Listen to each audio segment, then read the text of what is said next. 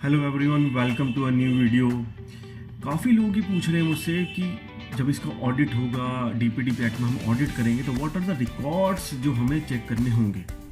सो मैं आपको ना कुछ आउटलाइन देता हूँ, 7 टाइप्स ऑफ रिकॉर्ड्स और compliance which we need to check at the time of audit. देखो, सबसे पहले हमें ना कंसेंट लॉग्स चेक करनी है। कंसेंट लॉग में कब कंसेंट ली गई, कैसे कंसेंट ली गई, क्यों कंसेंट ली गई, ठीक है। एंड कंसेंट अगर विड्रॉ हुई है तो उसका record.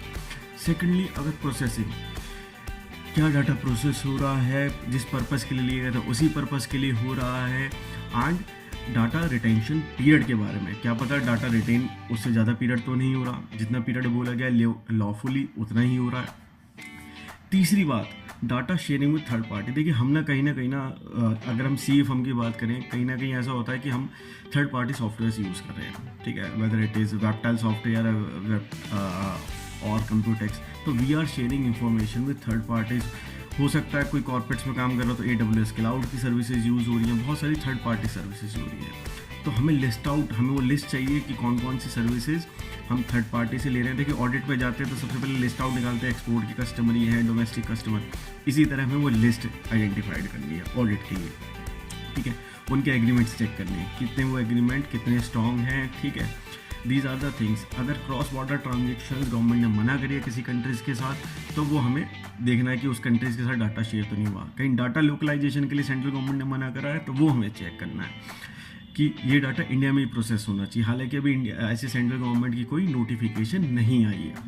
Fourth one is that कि what are the data principal के जो राइट्स थे, डाटा प्रिंसिपल ने के जो राइट्स हैं, क्या अगर डाटा प्रिंसिपल ने रिकॉर्ड को एक्सेस करने के लिए राइट यूज़ किया था तो उसका रिस्पॉन्स, ठीक है, क्योंकि वो चेक कर सकता है किस पर्पज़ के लिए, मतलब क्या डाटा यूज़ कर रहे हो, किस पर्पज़ के लिए।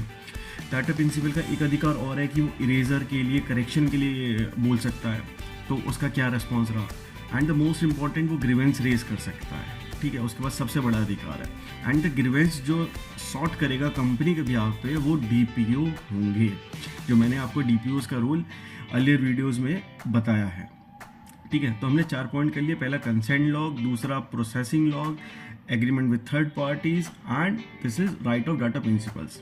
अभी 3 बातें और बताता हूँ। एक, आपको कंप्लायंसेस ऑफ जो चिल्ड्रन से रिलेटेड कंप्लायंसेस हैं DPDP एक्ट में, उनका चेक करना है, ठीक है। 6th इंपॉर्टेंट इज कि ब्रीच रजिस्टर, अगर कुछ ब्रीच हुआ था, डाटा ब्रीच हुआ था तो कितना बड़ा ब्रीच हुआ था, क्या उसके बारे में डाटा प्रिंसिपल और डाटा प्रोटेक्शन बोर्ड को बताया गया, ये नहीं गया, ये हमें चेक करना है। और ब्रीच को मिटिगेट करने के लिए क्या एक्शन लिए गए। And the last one, most important, what are the security controls एक कंपनी में इम्प्लीमेंट है। इंक्रिप्शन टेक्नोलॉजी क्या यूज़ हो रही है जो डाटा रिटेन किया जा रहा है डाटा प्रिंसिपल्स का।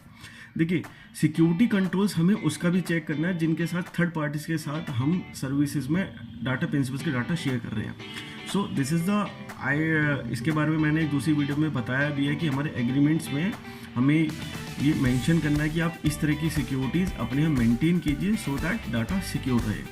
So end of this video, इसके अंदर मैंने सारी चीज़ें बता दी, क्या क्या हमें ऑडिट में चेक करना है, डाटा ऑडिट में चेक करना है, और दूसरे एंगल से डाटा फिड्यूशरी को ये सारा डाटा अपने यहाँ मेंटेन करना है ऑडिट के लिए। Thank you.